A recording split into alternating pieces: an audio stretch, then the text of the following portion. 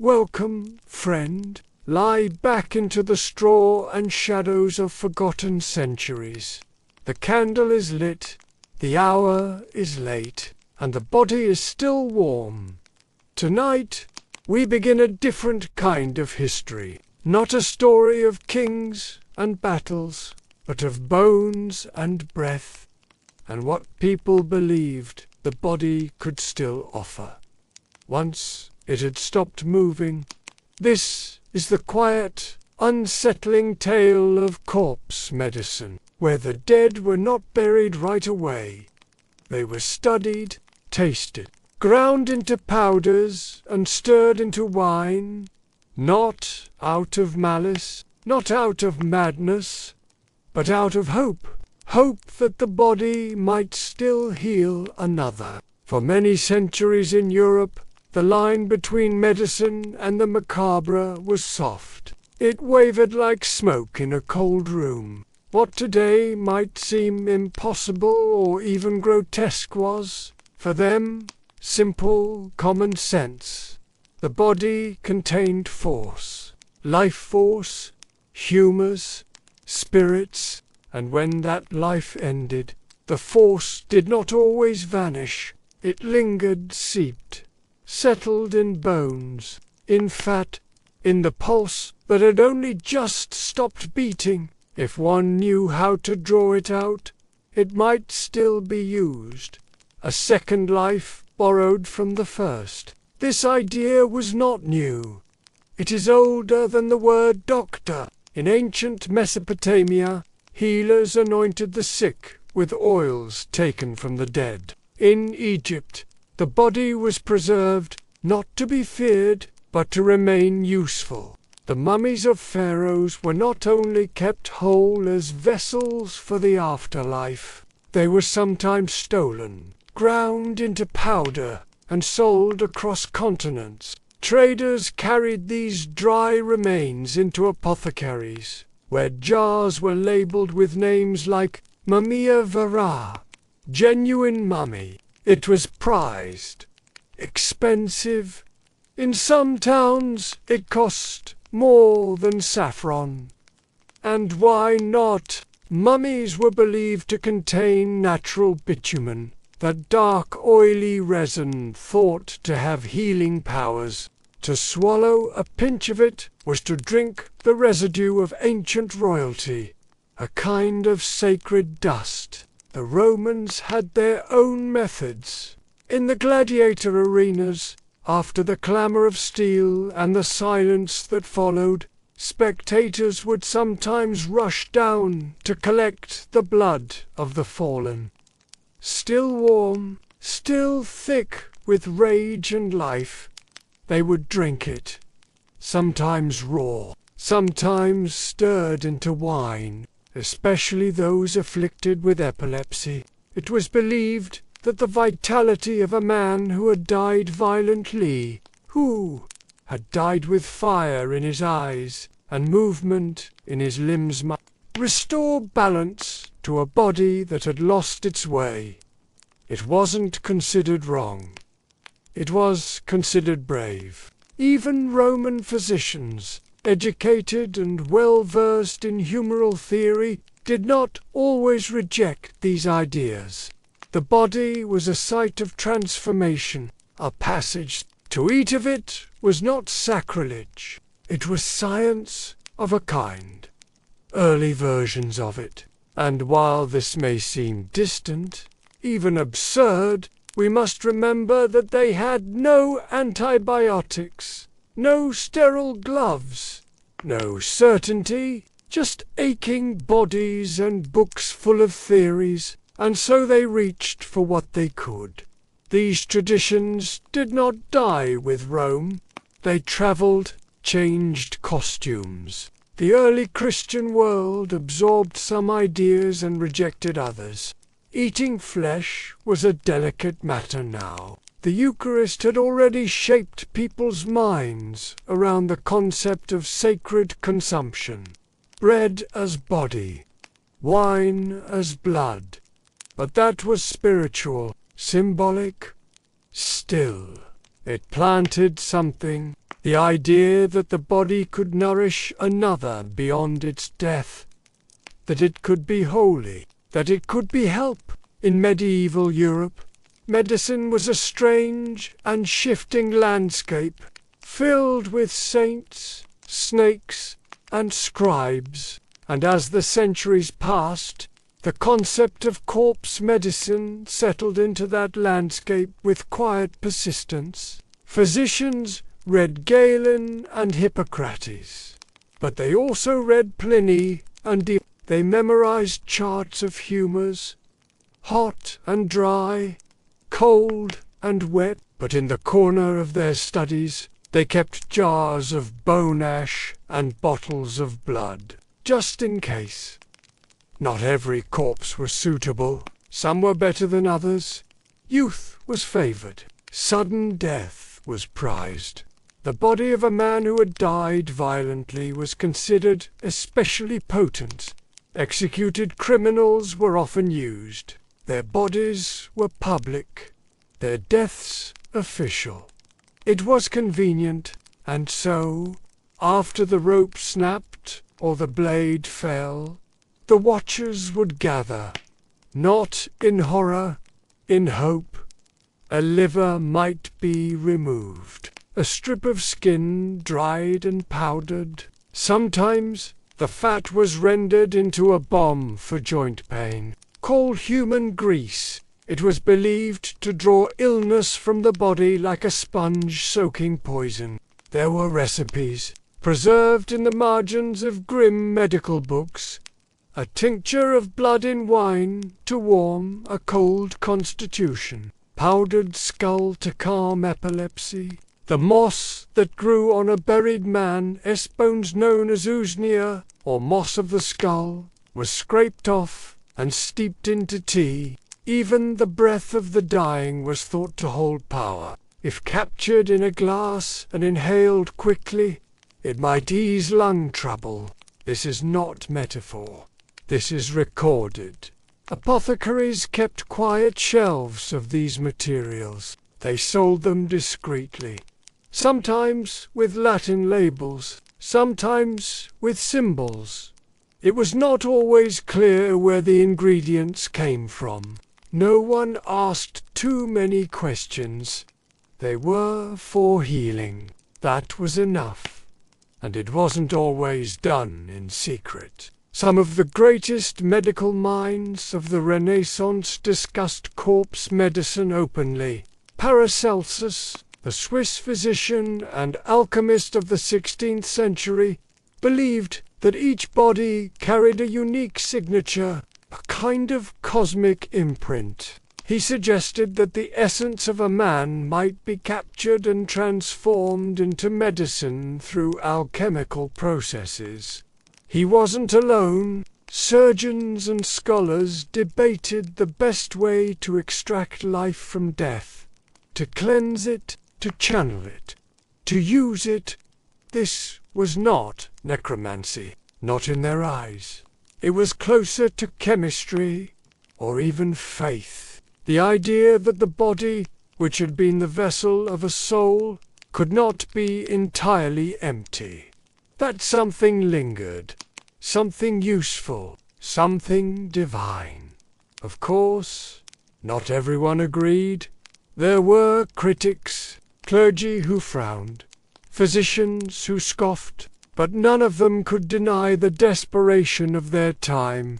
The plagues, the fevers, the wounds that wouldn't close. If a bit of dried heart might help, who were they to judge? Even as they wrote their sermons or their treatises, they kept their own jars in the cupboard, just in case, and in the quiet, in the corners, the practice continued.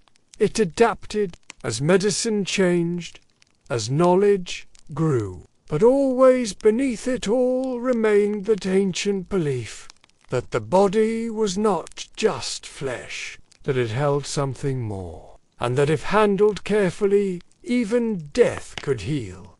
It's easy to shudder now, to flinch at the idea of swallowing bone dust or stirring blood into your wine. But for them, it was no stranger than leeches or poultices. It was part of the world, a world where the boundary between life and death was thin, where every body held secrets, and every illness was a mystery. In that world, the dead were not gone. They were still helping. So, as we leave this first chapter, remember this. The story of corpse medicine did not begin with horror. It began with hope.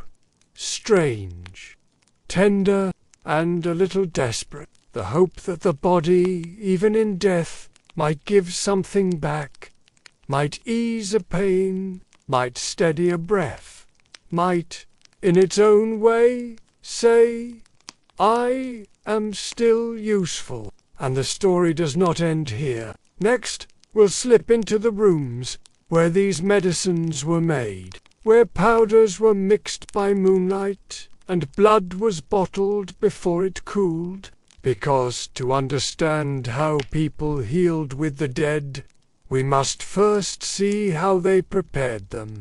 The shelves were always quiet, rows of jars, some labelled, some not, some with faint Latin scripts curling across yellowed parchment, others with only a red dot or a sigil scratched into the glass. They stood undisturbed in the cool hush of medieval apothecaries, where light rarely touched the back walls and the mortar never rested long.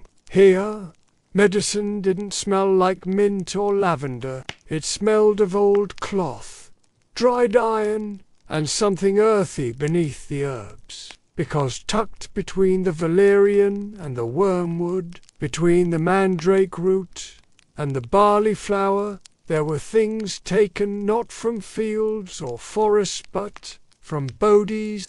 This was the routine magic of corpse medicine, not spoken with fear, not even with wonder, just with practicality. 1 part powdered skull to steady the tremors, a spoonful of dried blood dissolved in wine for the fits, fat render from the thighs of the freshly hanged, rubbed gently into the knees to quiet the ache of years. It was medicine by touch and temperature, by colour and decay, guided by books full of quiet instructions that rarely questioned the origin of their cures. The materia medica of the 14th to 17th centuries read like a long, slow inventory of grief disguised as treatment. Compendiums like those by Oswald Crowell, Nicholas Culpeper, and even earlier, the texts that drew from Galenic traditions, all included human substances in their pharmacologies, not in secret, not in footnotes, but in chapters, often with careful diagrams and dosage notes. Take, for example, powdered cranium humanum, skull powder, especially effective, they claimed, when harvested from the skull of a young man who died a violent death and whose body was exposed to fresh air. The bone was boiled, dried, and ground finely, mixed with treacle or syrup. It was administered to epileptics, believed to counter the storm inside the brain, not metaphorically, physically, because the skull once held thought, and therefore, by some distant echo, could quiet it when broken apart. There were classifications. Blood was best taken while still warm, but could be preserved if dried properly. It was stirred into wine or vinegar and sipped in the mornings. Some physicians preferred it taken directly from the neck of a freshly killed criminal. Others settled for dried blood, harvested from linen soaked at execution sites, and then pressed into cakes for travel. The smell was said to be metallic, but tolerable, especially if taken with honey. Human fat or pingado hormonus was more common than one might think. Collected from bodies on the gallows or battlefields, it was often rendered in a slow pan over coals and collected in small ceramic pots. This ointment was prized for arthritis, bone bruises, and persistent cold in the limbs. Applied externally, it was believed to draw out inflammation. Surgeons swore by it. Midwives kept it in their kits. It was thick, pale, slightly yellow, and in high demand. Even sweat had uses. If collected from the brow of the dying, particularly those suffering from fever, it could be used as a sympathetic cure. Rubbed on the chest of someone with consumption, it was thought to transfer the illness or confuse it.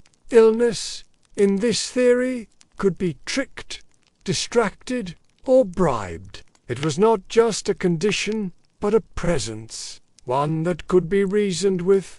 Teeth had value. Ground into fine powder, human teeth were thought to treat toothaches, which seems both ironic and vaguely so. They were dried, crushed, and taken with mother. Some texts recommended soaking them in wine first. Others insisted the teeth of children were best, though it was never quite explained why. The moss that grew on skulls, known sometimes as usnea or skull moss, was gathered with tweezers, found in churchyards, battlefields, or anywhere the dead had long rested above ground. This fine grey-green growth was believed to hold curative powers against nosebleeds and internal bleeding. It was dried, steeped in wine, and consumed on an empty stomach. Apothecaries kept it in paper packets, tucked carefully between herbs and minerals. And yet none of this was considered particularly taboo, not in the way we might imagine. It was medicine, practical, rooted in centuries of slowly accumulated beliefs. The body was seen as a storehouse of energies and fluids. When life ended, those forces didn't vanish. They settled, they cooled, but they remained, waiting for someone with the knowledge or the desperation to use them. Pharmacies across Europe stocked these items with a kind of mundane care. In Nuremberg, in Venice, in Paris, jars labeled with symbols or Latin codes sat beside jars of ground pearls and antimony.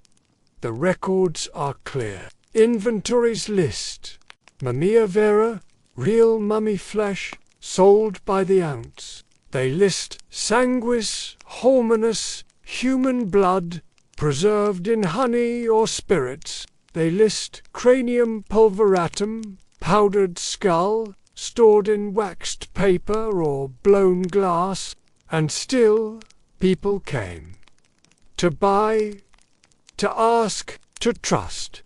Because most of them were not rich, not noble, not educated. They were tired, in pain, watching someone they loved slowly vanish behind fevers or tremors or a swelling that would not go down.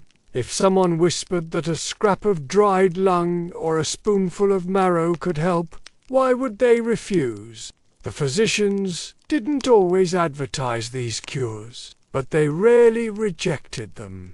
Many wrote of them with clinical detachment. The journals of German surgeon Johann Schroeder listed dozens of human-based remedies. English physician Jonathan Goddard created a tincture of skull shavings dissolved in alcohol. It was called Goddard's drops. It was sold in pharmacies well into the 18th century. No one batted an eye.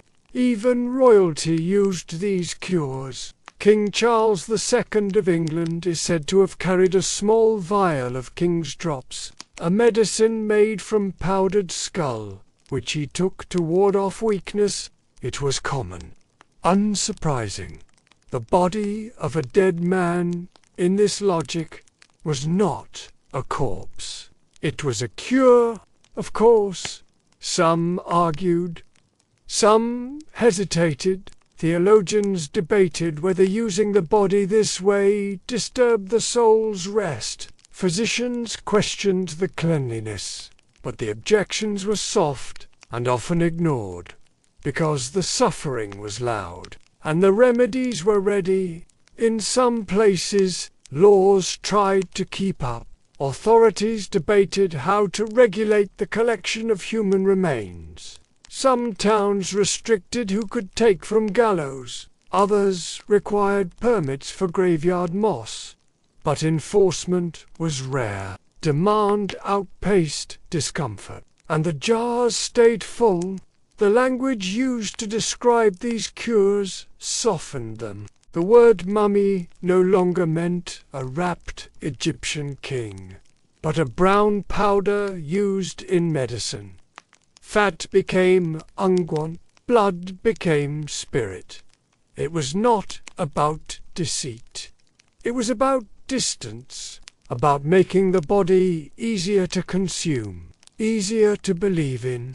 This was not cannibalism in the modern sense. There were no rituals of dominance, no thrill of taboo, just quiet, persistent practicality, a belief that the body could heal the body, that flesh, once used to live, could be used again to save. It is strange, yes, and yet not so far removed. Even today, we take transfusions, grafts, we transplant hearts, livers, skin, we wear the body of another and call it science.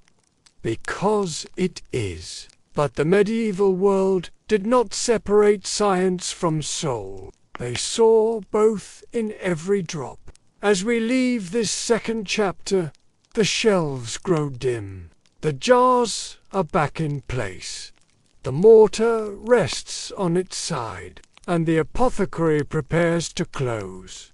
But before we step away, one thought lingers. These cures were not about horror. They were about hope. However strange, however quiet, however desperate, in the next chapter, we walk beyond the shops and bookshelves into the places where these bodies came from. Not the pharaoh's tombs or the battlefield, but the scaffold, the gallows, the fresh corpse, still warm under the rope. The morning market opens with more than vegetables. In the corner of the square, where the stones stay stained, no matter how often they are scrubbed, a different kind of commerce unfolds. The crowd gathers not for bread or cheese, but for blood, warm, fresh, still humming with the heat of a life just ended. The rope swings slightly in the breeze. Below it, a small wooden bench has been placed. On it, a bowl, a cloth, a cup. The executioner does not speak. He simply waits, because he knows they will come. Across medieval Europe, the scaffold did not end a life and close a chapter. It began a transaction. The executioner's work did not stop with the fall of the blade or the tightening of the knot. It continued into jars, into bottles, into whispered negotiations at the edge of the crowd. The body, freshly stilled, was no longer only a criminal. It was now a resource, a source of medicine, a cure by way of punishment. In many German towns, it became a routine affair. The condemned would be led through the square, the sentence announced, the deed carried out, and then the crowd, if they had gathered early enough, would step forward, not to gawk, not even to mourn, but to collect. A cup of blood sold for a small coin, a strip of cloth soaked in sweat or serum, pieces of fat sometimes promised in advance, reserved by those with aching joints or old wounds. The transaction was simple. The belief behind it was not questioned, and the man in charge was the executioner. He was not just a hangman. Not only an agent of the court, he was, in his own strange way, a supplier, a kind of unofficial pharmacist, licensed by punishment, trusted, if not loved. The tools he used for killing were sometimes the same. He used for healing the same blade, the same saw, the same hands, calloused and calm, that tied knots and also unwrapped linen for delivery. Some executioners carried notebooks, ledgers with small, tidy script, orders made in advance, names of townspeople who requested fat or bone or gall. The system was quiet but efficient. In Frankfurt, in Nuremberg, in Strasbourg, records show people lining up for what was sometimes called the warm cure, especially for epilepsy, that storm of the body which medieval minds feared most. To drink the blood of a man recently executed ideally, someone young, strong, and not sick was believed to drive out the shaking. Not later, not boiled or aged, but immediately, as close to the last breath as possible. People paid, and people waited. There are descriptions of crowds so eager that they pushed toward the scaffold before the body had even been lowered. In some towns, officials had to set up ropes to keep order, not out of respect for the dead, but to prevent injury among the living. The medical urgency was real, and the belief was widespread, not just among peasants or the desperate, but among physicians, scholars, judges, even clergy looked the other way. Some executioners were paid twice, once by the courts to carry out justice, again by the townspeople for the use of the remains. And while the job was still stigmatized few, executioners were invited to dine with neighbors. They were also tolerated, necessary, quietly useful, and so a strange economy bloomed in the shadow of justice. The idea, of course, was not new. As we've seen, ancient cultures believed that power lingered in violent death, that the force of a soul leaving the body, especially through force or punishment, could be harnessed. The Romans whispered of gladiator blood curing epilepsy. Later centuries adjusted the language, but kept the logic. Violence as vitality, pain as potency, death as dosage. The scaffold became a pharmacy. Temporary, brutal, but well attended. Some towns even developed a kind of rhythm around it. The days of execution were not only civic rituals, they were medicinal events. Notices were posted, word of mouth spread, families gathered, not just to witness justice, but to collect hope in a cup. There were instructions, too, how to use the products correctly. Blood should be taken warm, drunk immediately. The taste was said to be metallic, sharp, not pleasant but bearable. Fat should be rendered slowly, not scorched. Bones needed to be dried and ground. Executioners sometimes performed these processes themselves or handed the materials off to trusted apothecaries. The chain of custody was informal but understood. In France, the situation was similar. Executioners in Paris kept small booths near Plessis, After beheadings, they sold parts to physicians, midwives, or individuals in need. The practice was not regulated, it was simply known, and while some physicians later condemned the practice citing concerns about hygiene or sacrilege, many participated, or at least did not protest. This was not an act of cruelty. No one believed they were dishonoring the dead. The condemned were, by definition, considered outside the usual protections. Their bodies were already public property, already marked by judgment, and so to use them for healing was, in some minds, a final service, a kind of balance. Pain transferred into comfort, one life ending to soothe another. Still, not everyone benefited. The rich did not often wait in public squares. They had access to private physicians, private stocks. Their corpse medicine came prepackaged, processed, dried, sent with a label and a wax seal. The poor, meanwhile, waited in the cold, pressed forward when the signal was given, tried not to drop the cup. Women came often, mothers with children who seized in the night, wives with husbands too stiff to walk, old women with their own pains and a lifetime of herbal knowledge, willing to try one more thing. They did not weep, they did not flinch. They simply came forward, placed their coins on the wood, and received what they came for. Executioners developed reputations. Some were kind, some were cruel, some quick with the blade, others known to delay if the crowd wasn't ready. A few even wrote their own instructions, small scrolls passed along with the remedy. Drink by dawn. Boil with barley. Keep from light.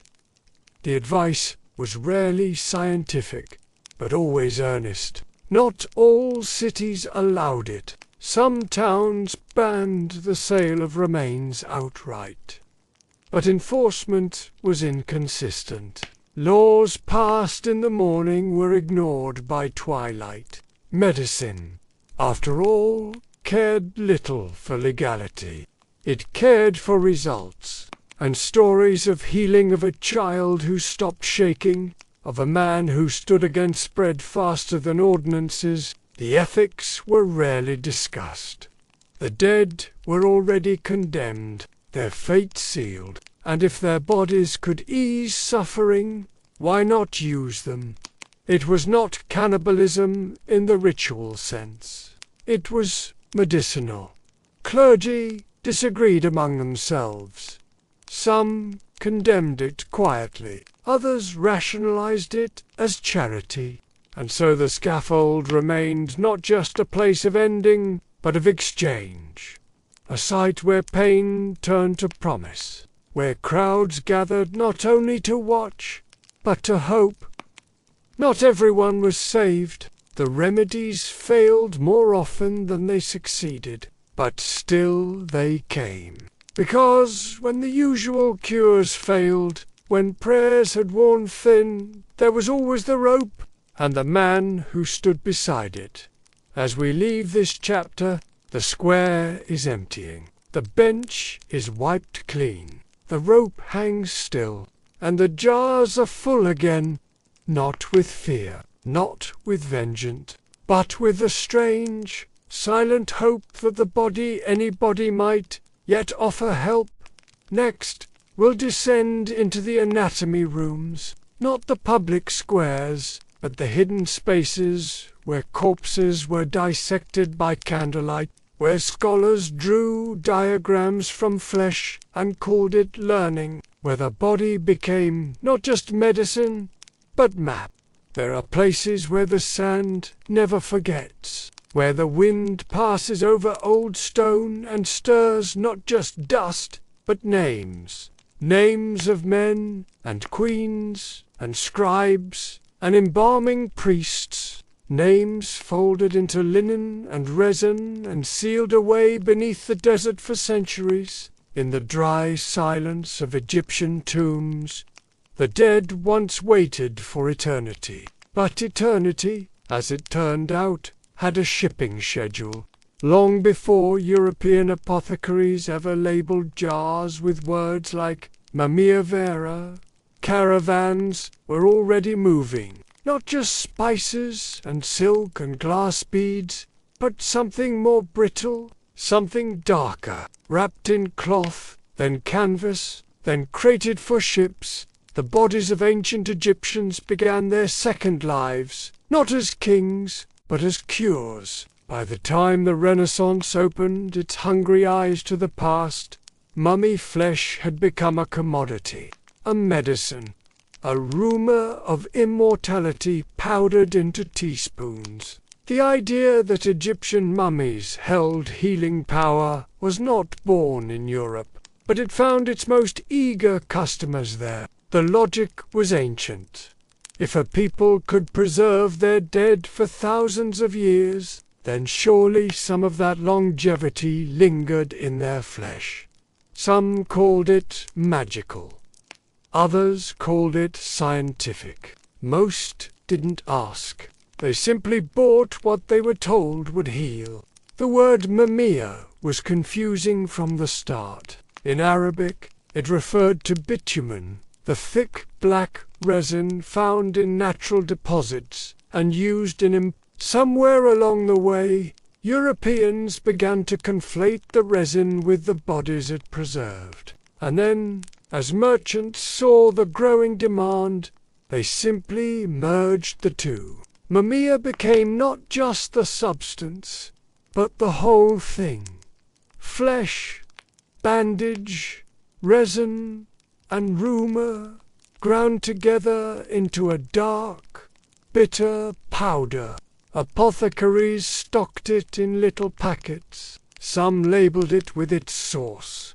Most did not. Some came from genuine Egyptian tombs, others from local graves.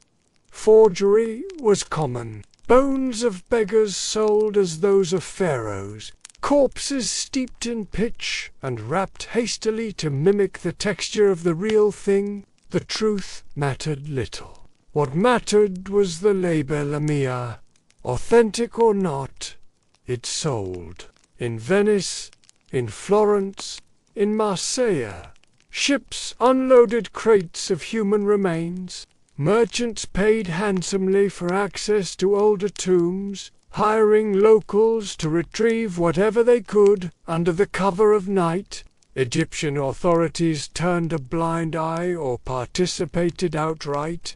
The trade was brisk, the profits substantial. Even as tombs emptied, demand only grew. European physicians prescribed mumia for everything from bruises to consumption. Ground into wine or mixed with honey, it was believed to purge impurities. Applied as a salve, it was said to draw out infection. The scent was said to be earthy, slightly sweet, reminiscent of myrrh and rot. Recipes varied. Some called for powder only. Others insisted on small chunks, chewed slowly before sleep. Artists used it too. The pigment mummy brown, popular in the 17th century, was literally made from crushed mummy flesh. It produced a warm, rich tone, unlike any other. Paintings of saints and sinners alike were colored with the remnants of ancient nobility. Even as they decorated altars, the dead adorned the canvas. The symbolism was thick. Egypt, long viewed by medieval and Renaissance thinkers as the cradle of wisdom, became the pharmacy of eternity. Its dead, preserved by secrets unknown to Christian Europe, were imagined as repositories of ancient knowledge. Ingesting that flesh, in some twisted echo of communion, was believed to transfer not just health, but insight, wisdom through digestion, immortality in powder form, and yet it wasn't seen as macabre. Not widely, not publicly. This was medicine, sanctified by age, by distance, the fact that the bodies were faunt and Christian, ancient, exotic made, the practice less fraught, or at least less discussed. The dead of Europe might have demanded respect. The dead of Egypt were something else, history made edible. Not everyone agreed. Some scholars warned against the moral decay of consuming human flesh, no matter how old. Others questioned the efficacy. By the late 16th century, a few voices began to rise, doubting the origin of much of what passed for a myth. William Harvey, who later discovered the circulation of blood, dismissed it as superstition. But for centuries before that, the doubt remained a whisper. The trade continued. Travelers wrote of entire markets in Cairo and Alexandria where mummy parts were sold beside incense and papyrus. They described the texture of the flesh, the sharpness of the resin, the way merchants packed the limbs to prevent breakage. Some noted the presence of European buyers hovering at the edges, waiting to haggle. It was an open secret. The tombs were not sacred. They were supply. Back in Europe, physicians codified dosages, apothecaries kept ledgers, the dead passed through customs, slowly. The spiritual story of Egypt, its gods, its rituals, its golden promises, those reduced 2 ounces, and coin, an arm here, a torso there, all rendered, measured, and consumed. The trade even inspired fraud. In Syria, in Anatolia, and even in parts of Eastern Europe, bodies were artificially aged, coated in resin, wrapped in cloth, dried in ovens, sold as Egyptian. The line between medicine and grift grew thin, but the demand was strong enough to support it, and so the desert winds carried more than sand.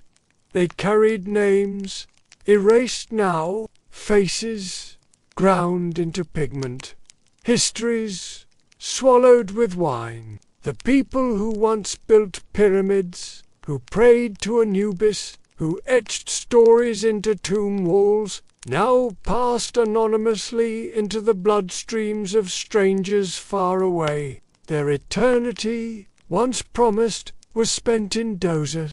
Eventually, the tide began to shift. By the 18th century, critics gained ground. Medical journals began to question the value of mumia. New medicines emerged. Scientific methods improved. And slowly, the jars disappeared from pharmacy shelves. The pigment fell out of favor. The trade declined, not ended by outrage, but by obsolescence. Today, we look back with discomfort, with confusion, but also, perhaps, with a strange respect for the logic of desperation. The dead, after all, had long been considered powerful. If not through prayer, then through presence. The body, intact and ancient, held meaning. And in a world where medicine often failed, where hope came in powder and myth, the idea of ingesting history didn't feel so strange. In museums now, what remains of the trade sits behind glass. Shards of bandage, scraps of coffin wood, notes from apothecaries listing the prices paid for skulls and femurs, a quiet archive of human curiosity stretched too far. And Egypt itself remembers, not in grief, perhaps, but in patience. The tombs still whisper, The sand still covers and uncovers in cycles, and somewhere, in the deep silence of those desert places, the dead remain, still embalmed, still waiting, no longer for resurrection, but for rest. In the next section, we move from powdered myth to dissected reality, from tombs and trade routes to the quiet rooms, where scholars cut into the newly dead, not to heal, but to understand,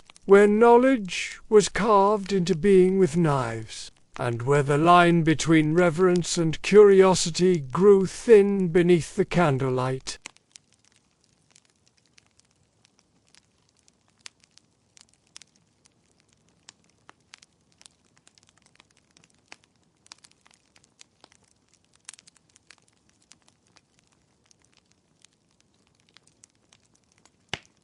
Francis I of France kept a pouch of powdered mummy near his bedside.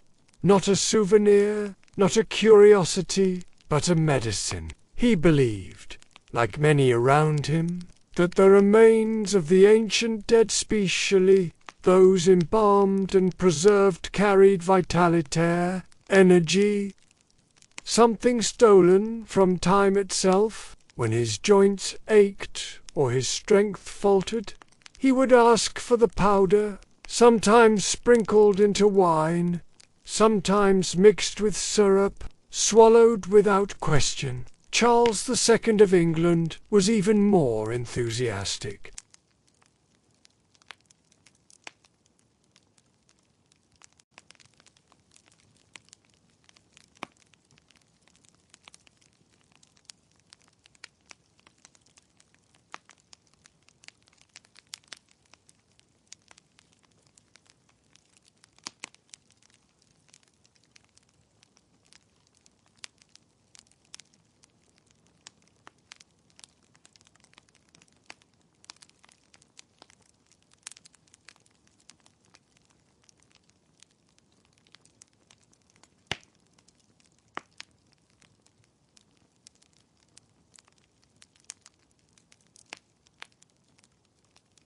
Blood warmed the spirit, fat eased external pain, skull dust treated epilepsy and melancholy. Crowell was no fringe figure. He advised nobles, taught students, was widely read. His recipes circulated through apothecaries like gospel. Paracelsus, that great mystic of Renaissance medicine, agreed in part. He believed that the body contained inner fire, that the spirit left traces behind in flesh, and that this spirit could be consumed not in ritual, but in treatment.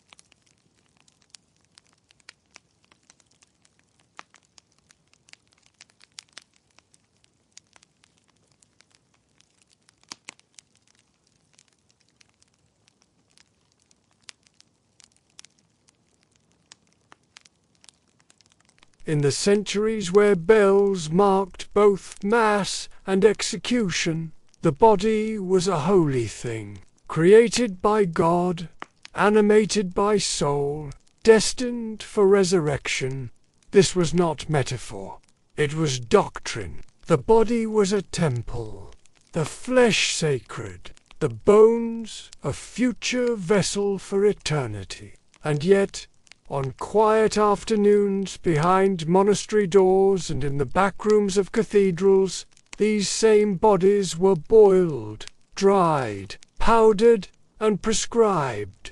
The contradiction sat unspoken, like incense in still air, too heavy to ignore, too useful to confront. The Church had long condemned cannibalism, not just in action, but in imagination. To consume human flesh willingly, even in desperation, was a mortal sin. It was associated with heresy, with madness, with the outer edge of human behavior. In stories, it was the mark of the damned. In doctrine, it was an act that severed the soul from grace.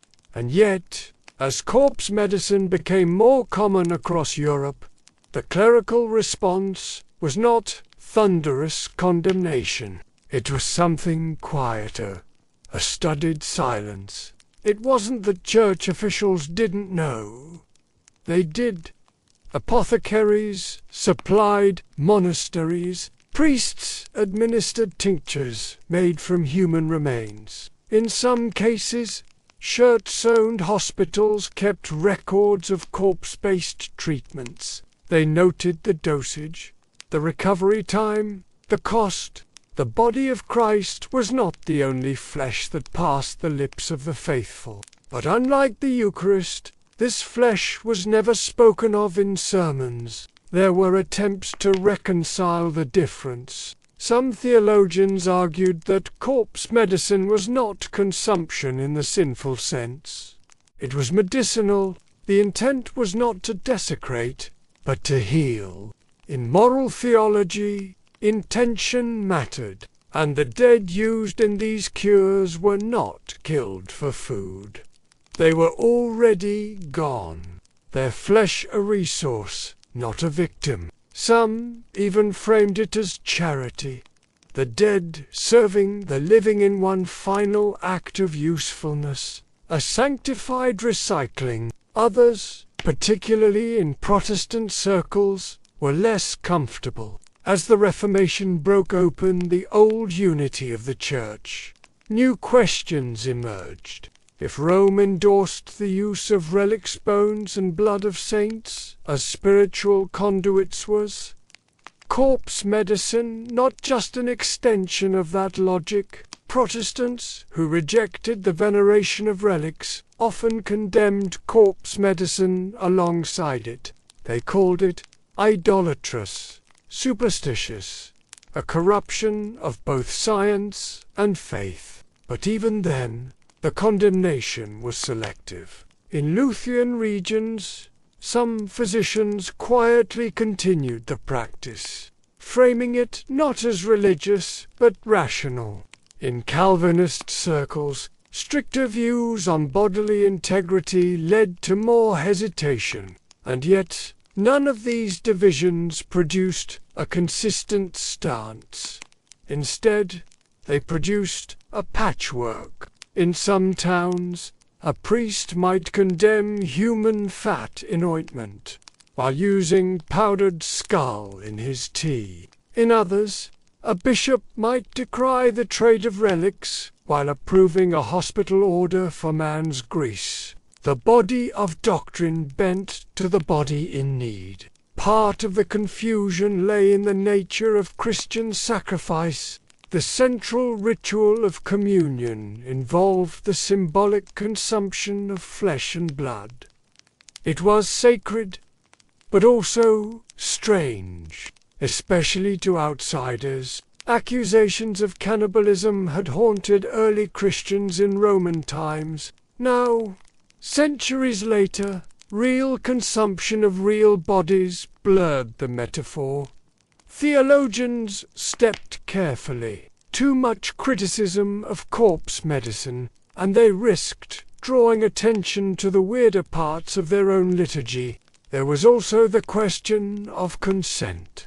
The saints whose relics were venerated were believed to have consented in spirit. Their remains were not just dead matter, they were living vessels of grace.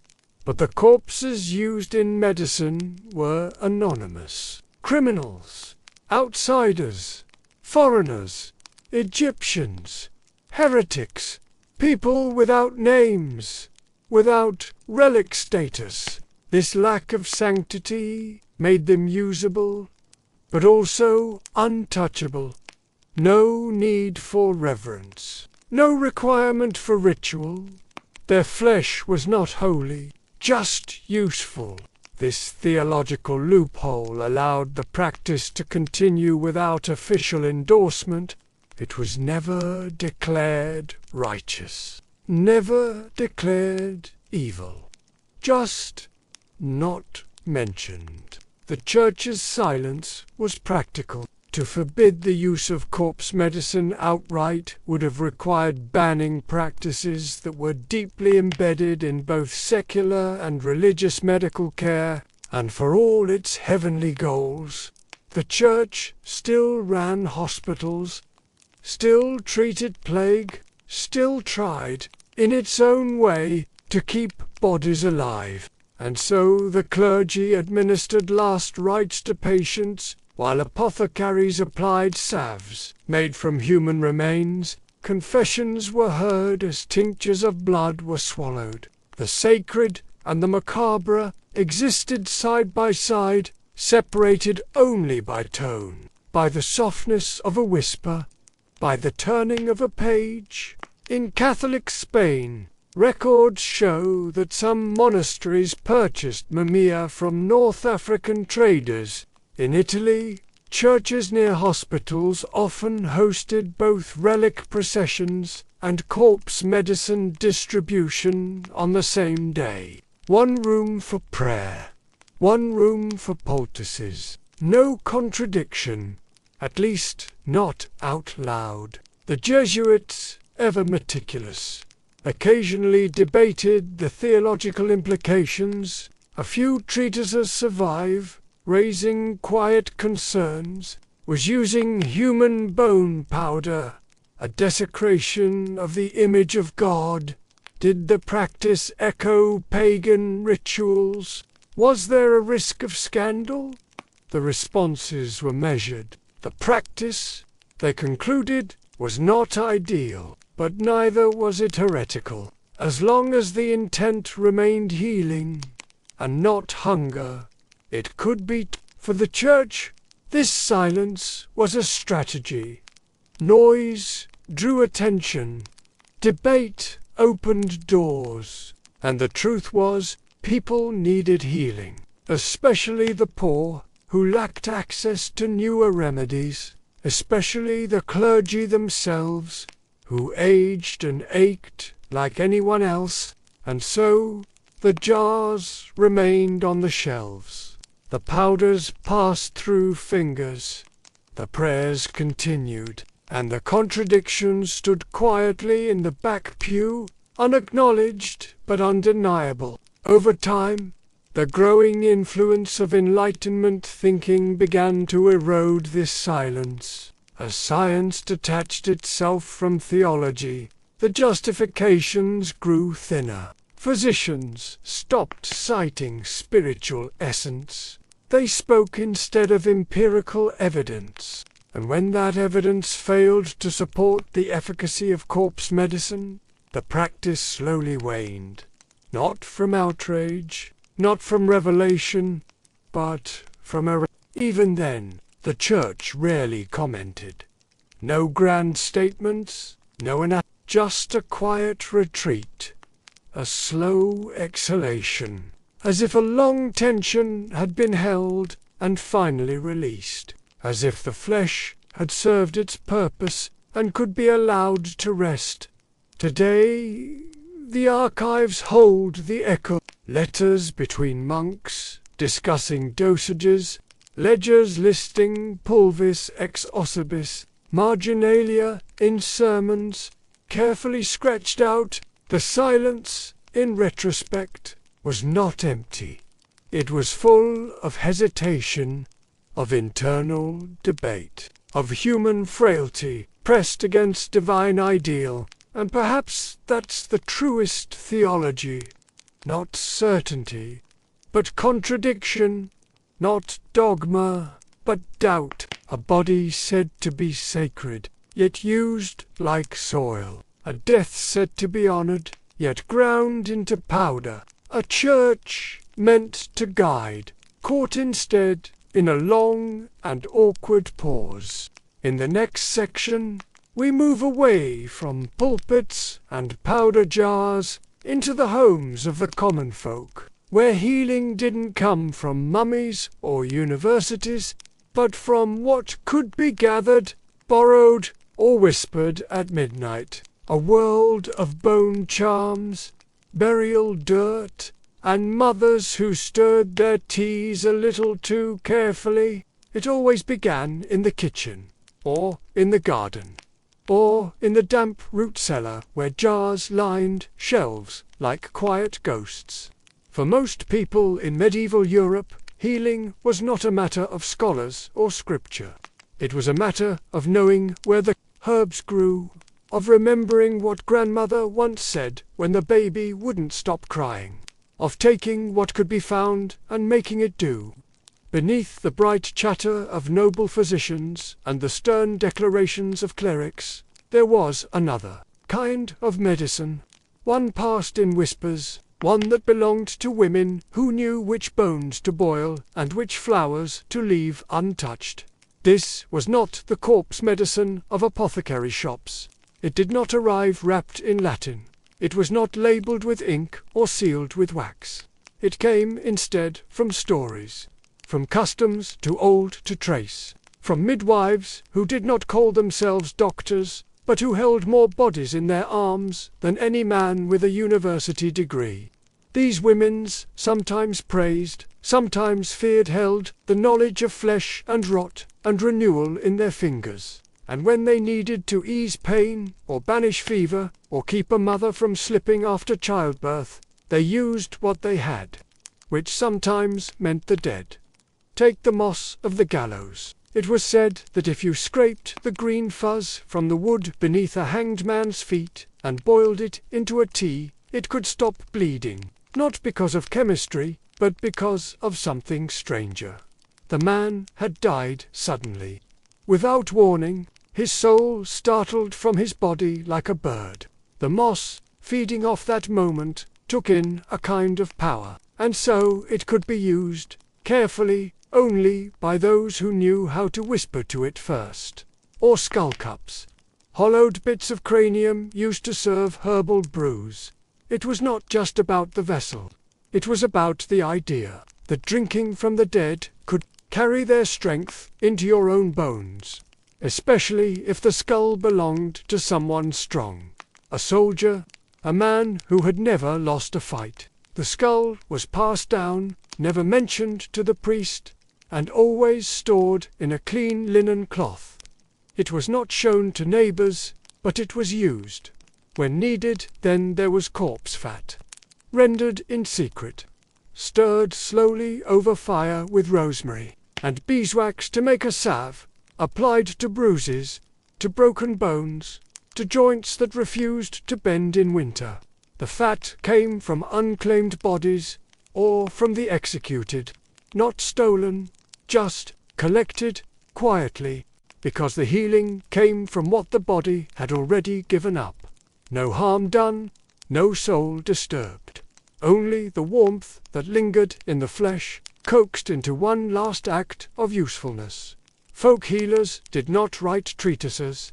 Their recipes were passed from mouth to mouth. No measurements, only memory. A pinch of this, a finger's length of that. Stir until the spoon says stop. Many of the ingredients were mundane. Willow, bark, nettle, lavender, but sometimes, in the back of the cupboard, wrapped in cloth and string, There was something darker, a dried fingertip, a scrap of hair from a drowned man, a sliver of bone soaked in vinegar until it turned soft, enough to grind. Not for common ailments, not for colds or coughs, but for the things that wouldn't go away, the fevers that came in dreams, the shadows that followed children home from the woods. These traditions were not uniform. Every village had its own law. Some said the third vertebra of a dead child could cure seizures. Others swore by ash from the foot of a burned witch, mixed with goat milk and swallowed at dawn. The logic made no sense to outsiders, but it worked often enough to keep the stories alive, and there was reverence. A quiet kind, no candles, no psalms, but a way of folding the cloth with care, of not speaking the name of the dead when using what they had left behind. It was not theft, not in their eyes. It was exchange. The dead gave what they could. The living received it with respect, sometimes with fear, always with gratitude. Midwives, especially, stood at the crossroads of birth and death. They knew the feel of cooling flesh, the sounds a body made as it slipped away. They also knew how to bring the blood back to the cheeks of the nearly gone. They kept dried umbilical cords in pouches, collected afterbirths for rituals. They whispered to the bellies of pregnant women, and when things went wrong, when the baby did not cry or the mother would not stop bleeding, they did what they had to. Sometimes that meant reaching into the cupboard for the little jar no one else touched.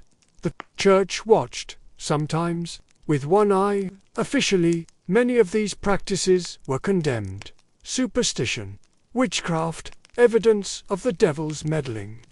But priests also came to the midwives when their own sisters took ill. They did not always ask what was in the poultice. They did not always want to know, because when a child convulsed in the night, or a man could no longer stand from his bed, doctrine bent beneath desperation. Some folk healers were punished, burned, banished, accused of using the dead for evil. But most were left alone, too useful, to lose, too feared to cross. Their reputation hung somewhere between medicine and myth. Their tools hidden behind jars of honey and garlic. Their knowledge carried not in books, but in calloused hands and the rhythm of old songs. There were charms, too. Bits of bone worn around the neck, teeth sewn into dollies to protect children, pieces of shroud tucked beneath mattresses to prevent nightmares. These were not cures. They were preventions. Small negotiations with fate. Keep the bad things out. Hold the good things in. Folk logic rarely asked why. It simply remembered what had worked. Travelers sometimes brought new ideas. From the Black Forest, from the Highlands, from the misty corners of Eastern Europe where the dead were said to walk again. New recipes joined the old ones. A spoonful of dirt from a grave, a drop of water that had touched a corpse's lips, not always literal, sometimes symbolic, but always tinged with that strange, dark hope that the body could still give something after its soul had gone. And these ideas lingered long after formal medicine moved on, long after universities dismissed the powders and the potions, in cottages and farmhouses and rooms warmed only by breath. The jars remained. The whispers continued, not loud, not proud, just there. Like the rustle of dried herbs, like the hush of wind through old trees. In folk traditions, the line between medicine and magic was never drawn with ink. It was felt, it was held. The dead were not feared as much as forgotten. And so, using their remains was not sacrilege. It was memory. It was need. It was what you did when the doctor was 3 villages away, and the baby's fever had not broken for 2 nights. There was wisdom in it. Uneasy, earthy wisdom. Not always safe. Not always clean. but built on experience, on pattern, on caretaken, in dark rooms when no one else would come. The whispering apothecaries may not have worn robes or taken oaths, but they held healing in their fingers. And sometimes they held the dead too. It didn't start with a bang. It never does. The end of corpse medicine began in whispers too, but different ones. Not from midwives or monks this time, but from men with lenses and scalpels. Men who walked slowly through anatomical theatres and frowned not out of disgust, but from doubt. Doubt had begun to seep in. It came softly at first, like damp creeping beneath a door. Not to destroy, not to accuse, just to ask, does this actually work? By the late 17th century, Europe had started to tilt. Not away from superstition, entirely no, not yet, but toward something colder. Enlightenment, they would call it. As if minds could be lit like lanterns and reason could be poured into rooms once crowded with ghosts. In this new light, old things began to look strange. The dried blood, the moss from gallows, the tiny jars marked pulvis humanis, still sitting on apothecary shelves, still sold in reputable towns, still administered to royalty and beggars alike. But something had changed. Scholars began to ask what blood did. Not symbolically, not spiritually, but physically. Why did it stop flowing? What made it clot? What lived inside it? When physicians first peered through primitive microscopes and saw red cells, small floating discs, they did not know what they meant. But they knew the sight was real. Measurable, flesh, once sacred mystery, had become matter, and matter could be tested.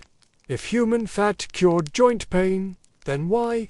If powdered skulls stopped bleeding, then how? When no answers came, only stories, rituals, silence, the newer minds grew uneasy. They didn't mock, not yet. But they turned their attention elsewhere. 2 tinctures made from bark, 2 trials with quinine, 2 dissections and chemical theories. Slowly, method began to replace myth. Still, the old ways clung. In Germany, apothecaries continued to stock mummies. In France, bones were ground for medicine well into the 18th century. Even in England, dried human flesh, sourced from criminals, was listed in official pharmacopoeias. This wasn't fringe behavior. It was institutional. But the energy had shifted. Once, corpse medicine had lived in the hopeful hands of healers. Now, it lingered like something no one had the heart to clear away. Resistance came not just from science, but from morality. As early as the 1600s, writers began to question the ethics. Was it right to consume the dead, even if it healed? Especially if the dead could not consent. The old arguments, charity, usefulness, the dead giving to the living, began to feel thin. One German physician, writing in 1679, declared the practice a shame to the Christian conscience. Not because it was ineffective, but because it was unkind. Public sentiment began to turn. Not all at once, but in the way rumors sour into revulsion. Travellers visiting apothecaries recoiled at the smell of preserved flesh. Letters describe visitors fainting at the sight of dried limbs hanging behind counters. These were not the reactions of the past. 100 years earlier, such sights had inspired awe. Now they bred unease. The trade in mummies, once brisk and booming, began to collapse. Egyptian tombs, long plundered for medicinal treasure, became protected curiosities. Scholars argued over preservation, not ingestion. The mummy, once ground into powder and stirred into tea, was now locked behind glass. Its symbolism had changed, from remedy to relic, from source of vitality to historical artifact. And with this shift, the apothecaries, who still sold powdered flesh, found themselves looked upon with growing suspicion. It wasn't just academics. Poets weighed in, satirists skewered the hypocrisy. Why was it noble to consume saintly bones for healing, but abhorrent to eat the flesh of an executed criminal? Why was God silent on this one strange hunger? Writers poked at the absurdity. Plays featured apothecaries hawking powdered toes and marrow pills. The audience laughed, uneasy, because the joke was still real. Even the medical texts began to revise. By the mid-1700s, new editions of Materia Medica quietly removed corpse-based entries, not with fanfare, just with absence. A chapter gone, a footnote deleted. Apothecaries were not banned from selling these things, but they were no longer encouraged, no longer held up as standard. The silence that had once enabled the practice now helped bury it. In private, some doctors confessed that they still believed, not out of stubbornness, but out of experience. They had seen the poultices work. They had watched wounds close after, being treated with salves of rendered fat. They had given patients blood tinctures and seen seizures ease. But they could no longer explain it. And without explanation, they could no longer teach it. And without teaching, the practice withered. Some blamed fashion. Enlightenment thinkers wanted clean lines, logical sequences. They looked down on mess, on rot, on the human body as anything other than a machine. To them, corpse medicine reeked of older times, of folk memory, of the irrational, but others knew the truth was simpler. Medicine had moved on. It had found new hopes, and the old ones, once so powerful, were simply forgotten. Yet, even into the late 18th century, the jars remained. In the corners of certain shops, behind the rosemary and sage, a tiny scrap of flesh, a pinch of skull, a memory of when medicine tasted like history. Some customers still asked, some healers still offered, especially in rural places, far from cities, far from the gaze of philosophers. In these places, the dead still gave to the living, not as scandal, but as tradition. It is worth remembering that belief does not disappear when it is disproven. It fades, it adapts, it lingers in corners. The Enlightenment did not burn the old books, it simply stopped reading them. And those who had learned to whisper their cures kept whispering, even if no one listened. There were also holdouts in respectable circles. Well into the 19th century, European hospitals still used certain corpse-derived substances. Blood transfusion remained controversial. Organ transplants were unimaginable. But tinctures and salves, passed down from older formularies, still held traces of the past. These were not celebrated, but they were used, quietly, as if the dead might still help, even if the textbooks no longer said so. And then, slowly, the jars were emptied, the powders thrown away, the bones buried again. Not with ceremony, but with the tired sigh of a profession that had grown tired of defending itself. Corpse medicine had not failed. It had simply aged out of fashion, replaced by vaccines, by antiseptics, by surgeries that cut with precision instead of prayer. Today, we look back with curiosity, sometimes horror, sometimes wonder. How could they eat flesh to heal a cough? How could they drink blood and call it mercy? But we forget how little they had, how much they needed to believe, and how fragile the line is between science and faith when a child is sick or a loved one dying. Corpse medicine did not vanish, it transformed. Modern medicine still draws from the body. Organ donation, blood banks, skin grafts. We speak now in terms of ethics and consent. We sign papers, we store parts in sterile bags. But the impulse is the same. The body still heals. The body. We have simply learned to ask permission first. In the next and final section, we will rest with these stories. No longer trying to justify them, no longer tracing them forward, just letting them settle. Like dust over a long shelf of forgotten cures, we'll close the apothecary door, blow out the candle, and lie quietly beside the bodies that once healed us. It begins and ends with the body, that soft structure of flesh and bone and breath. For all the books and scrolls and sermons that piled up through the centuries, it was always the body that remained constant, warm or cold, whole or broken, a mystery too familiar to ignore. For medieval people, the body was not just a vehicle, it was scripture, it was fear, it was hope pressed into skin. And when medicine reached its limit, when words and prayers ran out, they turned back to what was already there. The body itself, the source, the remedy. To eat the dead is a shocking idea to us now. We flinch, we recoil. But the people who did, it rarely did so with malice or madness. They were not monsters. They were parents and widows and soldiers and apothecaries. They reached into graves and tombs and gallows, not to desecrate, but to survive. The difference between healing and horror is thinner than we like to believe. It lives in context, in desperation, in centuries with no antibiotics and no anesthetic, in candlelit rooms where children burned with fever and mothers bled quietly into straw beds. Corpse medicine made sense to them. Not because it was logical, by today's standards, but because it fit into the shape of their world. The dead were not gone.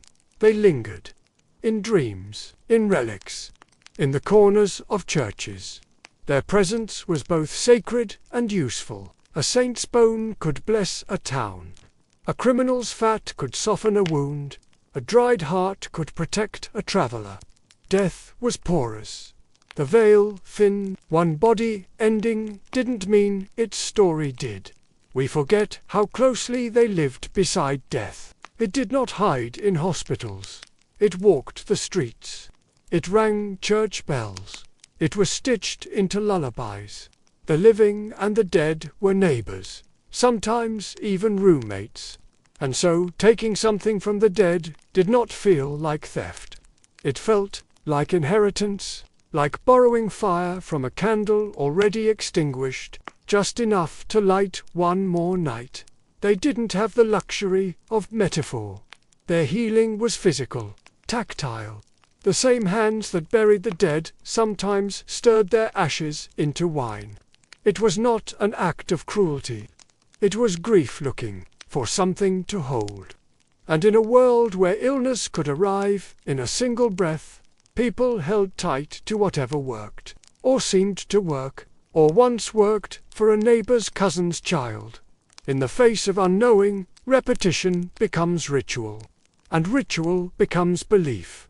But it wasn't just desperation. There was also awe, a sense that the body contained mysteries we still haven't unlocked, that somewhere in the marrow and bile and breath there was something sacred, not in spite of death, but because of it. Eating the dead to heal the living was not always about science. Sometimes it was a form of prayer, a way of honoring the terrible beauty of mortality, of saying, we are made of each other. We return to each other, even now, even in this. And it was not so different from other forms of medicine. Even today we consume the body in gentler ways. We take blood, we share organs. We accept skin and marrow from strangers we'll never meet. We do it with signatures and hospitals and sterile gloves. But the principle remains. The body heals. The body. We just wrap it in paperwork now and call it donation. What corpse medicine reveals is not a failure of science, but a portrait of human longing. The longing to stay, to recover, to help someone else recover, even if it means using what was once someone else. They were not fools. They were simply alive. in their time, in their way, trying to outlast the dark. These remedies were not always effective. Many did nothing. Some caused harm. But that was true of all medicine then, and still sometimes now. What mattered was the act, the gesture, the belief that something could be done, that the dead could give one last gift, that the body was not finished just because the soul had left. It's tempting to look back and laugh, to see powdered skulls and gallows moss, and think only of absurdity. But beneath the strangeness lies a kind of tenderness, an ache to mend what was broken, using the only tools they had, flesh, faith, memory. And memory lingers longer than medicine. The jars may be empty now, the shelves cleared, but the stories remain, in museum corners, in old herbals, in whispers between pages, a recipe here, a mention there. Enough to remind us that even the strangest parts of history were once someone's comfort, someone's last hope. We carry that impulse still. We touch the hands of the dying. We keep locks of hair. We speak the names of the dead aloud, as if that might hold them close a moment longer. Corpse medicine was just one more version of that. One more way to say, I am not ready to let go. One more way to believe in healing, even when it came from ashes.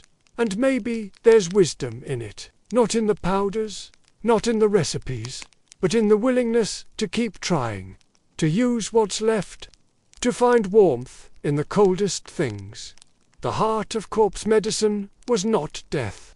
It was love, odd, awkward, unspoken love. That quiet insistence that something could be salvaged, that no one is useless, not even after . So we end here, with a shelf of empty jars, with old books closed, with candles blown out. We have wandered through powder and blood and superstition, through gallows and churches and kitchens full of forgotten recipes, and all along the question was never really whether corpse medicine worked. It was what it meant that people believed it could. The dead do not speak, but they have been spoken through, their bodies turned into balm, their silence turned into healing. And for a while it was enough that the apothecary's door is closed now. The dust has settled. Outside, the wind moves gently across old stones, and within us the stories remain. So let your eyes close now. Let the shadows soften. Let the breath slow. The body rests, the past sleeps, and we are still here. Good night.